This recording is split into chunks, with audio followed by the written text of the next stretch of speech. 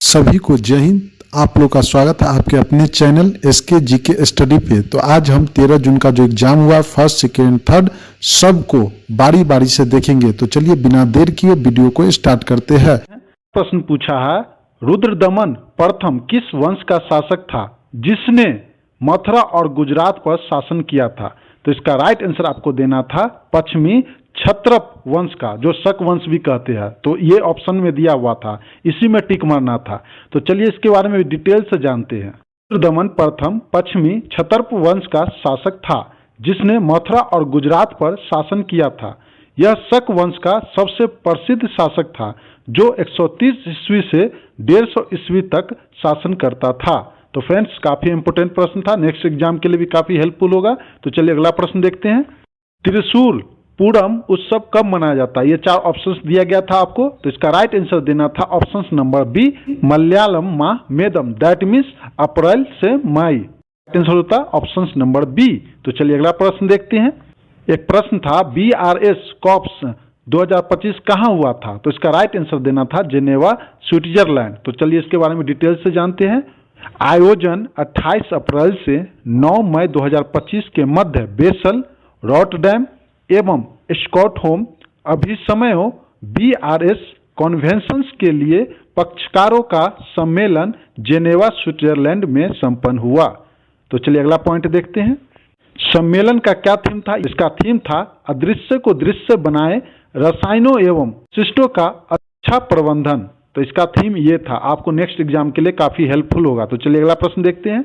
निम्न में से कौन सा 1957 में ऑस्कर के लिए नामांकित होने वाले पहले भारतीय तालवादक थे? तो इसका राइट आंसर होता चतुर लाल। तो ये जिस ऑप्शन में था उसमें टिक मारना था। तो चलिए अगला प्रश्न देखते हैं। निम्नलिखित में से भारत में गेहूं उगाने वाला मुख्य क्षेत्र कौन से है? तो इसका राइट आंसर आपको देना था डिसेंट ट्रैप। तो चलिए अगला प्रश्न देखते हैं। फास्ट ब्रीडर रिएक्टर, जिसे FBR कहते हैं, में मुख्य रूप से किस ईंधन का उपयोग किया जाता है? वेरी वेरी इंपोर्टेंट अगले एग्जाम के लिए। तो इसका राइट आंसर आपको देना था प्लूटोनियम मिश्रित ईंधन। तो चलिए अगला प्रश्न देखते हैं। वर्ष 2023 के लिए भारत का कुल कार्बन स्टॉक कितना है? तो इसका राइट आंसर आपको देना था 7285.5 मीट्रिक टन। ये आपको राइट आंसर होता। तो चलिए अगला प्रश्न देखते हैं। प्रिवी पर्स का क्या मतलब है? तो इसका राइट आंसर आपको देना था प्रिवी पर्स शासकों और उनके परिवारों को वंशानुगत रूप से दिया जाने वाला अनुदान था। ये आपको आंसर में देना था। फ्रेंड्स, आगे बढ़ने से पहले अगर वीडियो पसंद आ रहा है तो प्लीज एक लाइक कर दीजिए, क्योंकि बहुत मेहनत लगता है फ्रेंड्स। बड़े यूट्यूबर को तो सब कोई बनाता है, तो प्लीज, मैं छोटा यूट्यूबर हूँ, प्लीज एक लाइक कर दीजिए। और जो लोग चैनल सब्सक्राइब नहीं किए प्लीज सब्सक्राइब कर दीजिए, बेल आइकन की घंटी को ऑन कर दीजिए ताकि वीडियो का नोटिफिकेशन सबसे पहले आप तक पहुंच सके। तो चलिए अगला प्रश्न देखते हैं। MS एक्सेल में कंट्रोल प्लस स्पेस कुंजी संयोजन का उपयोग डैश के लिए किया जाता है? तो इसका राइट आंसर आपको देना था किसी कॉलम को सिलेक्ट करने के लिए इसका उपयोग किया जाता है। तो ये इसका राइट आंसर होता है। तो चलिए अगला प्रश्न देखते हैं। भारत में स्थापित सबसे पुरानी नगर निगम कौन सी है? तो इसका राइट आंसर आपको देना था चेन्नई। तो चलिए अगला प्रश्न देखते हैं।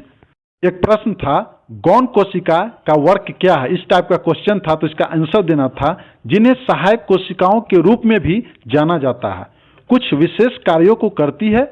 आमतौर पर वो कोशिका के कार्य को सपोर्ट करने, उसे संरक्षित करने और कुछ विशेष प्रक्रियाओं को करने में मदद करती है। तो इसका राइट आंसर ये देना था। तो मैंने आपको डिटेल से बता दिया, क्योंकि नेक्स्ट एग्जाम में अगर पूछेगा घुमा के तो आप उसका आंसर दे पाएंगे। तो चलिए अगला प्रश्न देखते हैं। आयात प्रतिस्थापन प्रणाली के बारे में पूछ रहा था। तो आयात प्रतिस्थापन प्रणाली के भारत की अर्थव्यवस्था पर कई दुष्परिणाम हुए, जिनमें घरेलू प्रतिस्पर्धा की कमी, सरकार की सब्सिडी पर निर्भरता और अन्य क्षेत्रों की उपेक्षा शामिल है। इसमें भारतीय उत्पादकों को अंतर्राष्ट्रीय बाजार में प्रतिस्पर्धा करने में भी कठिनाई हुई और विदेश आयात की तुलना में घरेलू उत्पाद की गुणवत्ता में गिरावट आई। तो इसका राइट आंसर इसमें से देना था। समझे फ्रेंड्स? तो चलिए अगला प्रश्न देखते हैं। एक प्रश्न था, दक्कन का पठार निम्नलिखित में से किस नदी के दक्षिणी में स्थित है? तो इसका राइट आंसर देना था आपको नर्मदा। तो चलिए अगला प्रश्न देखते हैं। प्रश्न था, टेलिस्मैन सैबर क्या है? इसके बारे में पूछ रहा था। तो इसका राइट आंसर आपको देना था एक द्विपक्षीय संयुक्त सैन्य अभ्यास है। ये आपको राइट आंसर देना था। तो चलिए इसके बारे में डिटेल से जानते हैं।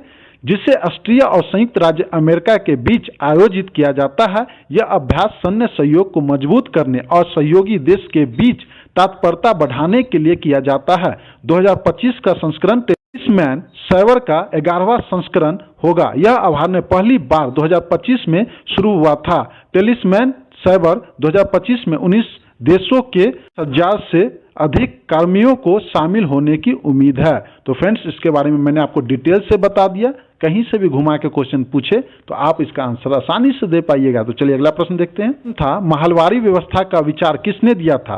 तो इसका राइट आंसर आपको देना था हॉल्ट मैकेंजी। तो चलिए अगला प्रश्न देखते हैं। एक प्रश्न था, हरित क्रिप्टो करेंसी क्या है?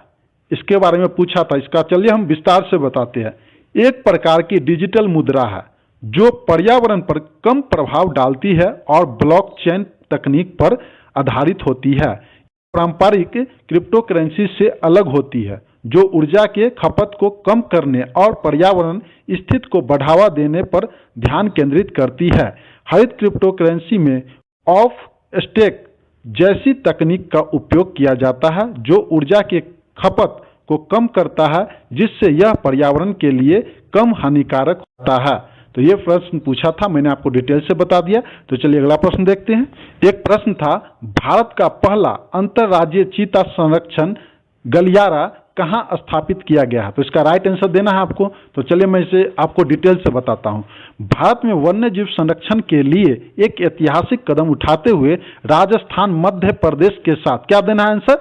राजस्थान मध्य प्रदेश दोनों मिलकर किया था, के साथ मिलकर देश का पहला अंतर्राज्यीय चीता संरक्षण गलियारा स्थापित करने जा रहा है जो 17,000 वर्ग किलोमीटर में फैला होगा। यह परियोजना मध्य प्रदेश पालपुर कुनो राष्ट्रीय उद्यान और गांधी सागर अभयारण्य को राजस्थान के मुकुंदरा हिल्स टाइगर रिजर्व से, जिससे चीताओं के पनपन के लिए एक सन्निहित और संरक्षित प्रदेश से तैयार होगा। महान हिमालय को डैश के नाम से भी जाना जाता है। तो इसका राइट आंसर होना था हिमाद्री। तो जो लोग इसमें मारे होंगे उनका सही होगा। और ये क्वेश्चन पिछले बार पूछ चुका है। दैट मीन्स ये क्वेश्चन पिछले बार जो एग्जाम हुआ है अभी 2-3 दिन पहले, उसमें ये क्वेश्चन पूछा है। तो फ्रेंड्स, आगे बढ़ने से पहले जो लोग चैनल को सब्सक्राइब नहीं किए प्लीज सब्सक्राइब कर लीजिए, बेल आइकन की घंटी को ऑन कर लीजिए ताकि वीडियो का नोटिफिकेशन सबसे पहले आप तक पहुंच सके। तो चलिए अगला प्रश्न देखते हैं। India 24 January is observe as which one of the following day? इसका राइट आंसर क्या देना था आपको? नेशनल गर्ल चाइल्ड डे के रूप में मनाते हैं। तो चलिए अगला प्रश्न देखते हैं। मोहनजोदड़ो में पाई गई डांसिंग गर्ल के नाम से प्रसिद्ध महिला मूर्ति किससे बनी है? तो इसका राइट आंसर आपको देना था ब्रॉन्ज से बनी हुई है। तो चलिए अगला प्रश्न देखते हैं। हाल ही में मध्य प्रदेश के श्योपुर जिले के कुन्नो राष्ट्रीय उद्यान में कितने चीतों को जंगल में छोड़ा गया? तो इसका राइट आंसर देना था आपको 5 चीतों को छोड़ा गया। तो चलिए अगला प्रश्न देखते हैं। झूम खेती प्रचलित है किस लिए? तो इसका राइट आंसर आपको देना था भारत के उत्तर पूर्वी राज्य के लिए झूम खेती प्रचलित है। तो चलिए अगला प्रश्न देखते हैं। भारत का मानव विकास सूचकांक HDI स्कोर वर्ष 2023 में कितना था? तो इसका राइट आंसर आपको देना था 0.685। तो चलिए अगला प्रश्न देखते हैं। राज्य नीति के निर्देशक सिद्धांत कौन नहीं है? तो इसका राइट आंसर देना था हिंदी। तो चलिए अगला प्रश्न देखते हैं। निम्नलिखित में से कौन सा डिवाइस इनपुट एवं आउटपुट दोनों कार्य कर सकता है? ये क्वेश्चन पूछा है। तो इसका राइट आंसर आपको देना था कम्युनिकेशन डिवाइस। तो चलिए अगला प्रश्न देखते हैं। जाम उल मुल्क आसफ जाह ने किस प्रकार हैदराबाद राज्य की स्थापना की? तो इसका राइट आंसर आपको देना था धर्म आधारित। तो चलिए अगला प्रश्न देखते हैं। अरावली और विंध्य पर्वतमाला के बीच कौन सा पठार स्थित है? तो इसका राइट आंसर आपको देना था मालवा। तो चलिए अगला प्रश्न देखते हैं। भारतीय सेना ने वर्ष 2025 में कौन सा स्थापना दिवस मनाया? राइट आंसर आपको देना था 77वां। तो चलिए अगला प्रश्न देखते हैं। चंद्रयान 4 किस मिशन के रूप में प्रस्तावित है? तो इसका राइट आंसर आपको देना था चौथा। फ्रेंड्स, आगे बढ़ने से पहले देखिए कि क्वेश्चंस किस टाइप से पूछ रहा है। बहुत घुमा के पूछ रहा है और करेंट अफेयर कम से कम 10-12 पूछ रहा है। तो फ्रेंड्स आप लोगों के लिए यहाँ पे हम डेली करंट अफेयर का वीडियो अपलोड करते हैं, सबका प्लेलिस्ट अलग अलग बना हुआ है, तो प्लीज आप एक बार चेक कीजिए, काफी एग्जाम में फायदा मिलेगा। तो चलिए बिना देर के अगला प्रश्न देखते हैं। उत्तर पश्चिमी भारत में कौन सी हिंदुस्तानी शास्त्रीय शैली प्रमुख रूप से प्रचलित है? तो इसका राइट आंसर आपको देना था टप्पा। तो चलिए अगला प्रश्न देखते हैं। विंध्य और अरावली पर्वतमालाओं के बीच कौन सा पठार स्थित है? तो इसका राइट आंसर आपको देना था मालवा पठार। तो चलिए अगला प्रश्न देखते हैं।